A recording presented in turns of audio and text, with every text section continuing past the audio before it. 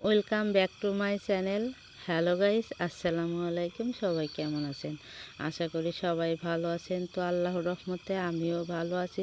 তো বন্ধুরা, আজকের ব্লগে তোমাদের সাথে আমি শেয়ার করব পাতাকপি দিয়ে পকোড়া বানাবো। তো কিভাবে বানাই চলো তোমাদের সাথে শেয়ার করি। তো প্রথমে আমি পাতাকপি ঝুরি ঝুরি করে কুচি কুচি করে কেটে নিয়েছি। সেটাই আমি কেটে নিয়ে একটু ভাপা দিয়ে নিয়েছি।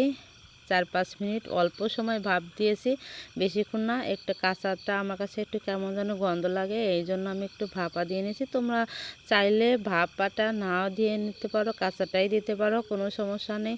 তো আমি এগুলো আবার পানি ঝরতে দিয়েছি এবং একটু চিপে চিপে পানিটা নিংড়ে নিয়েছি। তো এই যে আমার সবগুলো নিয়েছি পরিমাণ মতো। তারপর পেঁয়াজ কুচি, কাঁচামরিচ বাটা আর আদা বাটা আর অল্প একটু জিরা বাটা। আর এইখানে নিয়েছি আমি মসুর ডাউল বেটে নিয়েছি আর কিছু ধনিয়া পাতা নিয়েছি। তো এখন আমি এই যে দেখতে পাচ্ছেন আমার মেয়েটা হাত দিয়ে দিচ্ছে এর ভিতরে, দুষ্টামি করে, ছোট বাচ্চা তো তাই আর কি।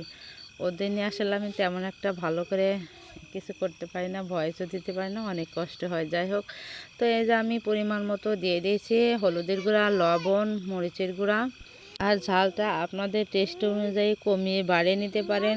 আর আমি দিয়ে দিচ্ছি হচ্ছে চাউলের গুঁড়া, আতপ চাউলের গুঁড়া। আর আমার কাছে এই আতপ চাউলের গুঁড়োটা দিলে বেশি মুচমুচে হয়, পকোড়াগুলো বেশি খেতে আমার কাছে ভালো লাগে, তাই আমি আতপ চাউলের গুঁড়াটা দিয়ে দিয়েছি।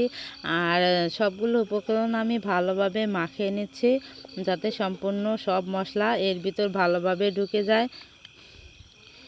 তো এই তো আমার মাখানো শেষ, এখন আমি ভাজবো। তো বন্ধুরা, এখন আমি ভেজে নিব পকোড়াগুলো। আর বন্ধুরা, সবাই পুরো ভিডিওটা দেখবে, কোনো স্কিপ করবে না। আর আমার চ্যানেল বা আমার ভিডিও যদি আপনাদের ভালো লাগে থাকে তাহলে প্লিজ সাবস্ক্রাইব করে দিয়ে পাশে থাকবেন। আর দেখতে দেখতে বন্ধুরা, রমজানের প্রায় শেষ পর্যায়ে চলে এসেছে। দেখতে দেখতে আজ 23টা রোজা চলে গেছে, আর মাত্র কয়েকটা বাকি আছে। আর আমরা ইফতারিতে বেশিরভাগ মানে ইফতারির জন্য আমরা এক এক দিন এক এক রকমের পকোড়া বানিয়ে থাকি। তো কী কী যেগুলো বানায় তোমাদের সাথে শেয়ার করি। আর এগুলো যদি ভালো লাগে থাকে তাহলে লাইক কমেন্ট করবে। আর বন্ধুরা, বলছি একটা কারণে ভিডিওটা লাইক দিয়ে দেখা শুরু করবে আর কমেন্ট করবে। এই জন্য বলছি যে কমেন্ট করলে তোমাদের ভিডিওগুলো তোমার চ্যানেলে গিয়েও আমরা ভিডিওগুলো দেখে আসতে পারবো, এক এক নতুন রকম জিনিস শিখতে পারবো। এক একজন তো এক এক রকমের আইডিয়া বা রেসিপি দেয়, সেই অনুযায়ী আমরা এক্সপিরিয়েন্সটা বেশি হয় সবার ভিডিওটা দেখলে। তো এভাবে আমরা একে অপরের পাশে দাঁড়াবো, পাশে থাকবো, সবার ভিডিওতে দেখব, এভাবে একসাথে এগিয়ে যাব ইনশাল্লাহ। আর এখানে হিংসাহিংসি করে কোনো লাভ নেই, এখানে নিঃস্বার্থভাবে ভালোবাসতে হবে, তা না হলে এখানে সফলতা একেবারেই অসম্ভব। তো আমি এগুলো এই যে অল্প তেলে উল্টে পাল্টে আমি এরকম মুচমুচে করে ভেজে নিয়েছি। তো যাই হোক, আমি ডুবো তেলে ভাজি নাই, ডুবো তেলে ভাজলে আরও বেশি ভালো হয়। তো আমি অল্প তেলে, গ্যাসের একটু প্রবলেম আছে, এই জন্য আমি অল্প তেলেই ভেজে নিচ্ছি। তো এক হলো আমার হয়ে গেছে। তো এখন বাকিগুলো থেকে আমি আরেকবার এরকমভাবে দিয়ে নিচ্ছি।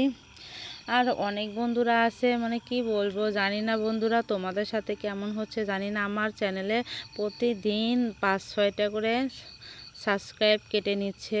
মানে জানি না আসলে কেন হচ্ছে এরকম, কেউ আনসাবস্ক্রাইব করে দিচ্ছে নাকি বলতে পারবো না। যাই হোক, তো তোমরা বন্ধুরা যারা সাবস্ক্রাইব করে আনসাবস্ক্রাইব করে দাও, তোমাদের উদ্দেশ্যে একটা কথাই বলছি, এরকম করলে কিন্তু দুইজনের চ্যানেলের ক্ষতি হয়, তোমরা এটা কি জানো? যাই হোক, আজ থেকে তোমরা এটা কখনো করবে না।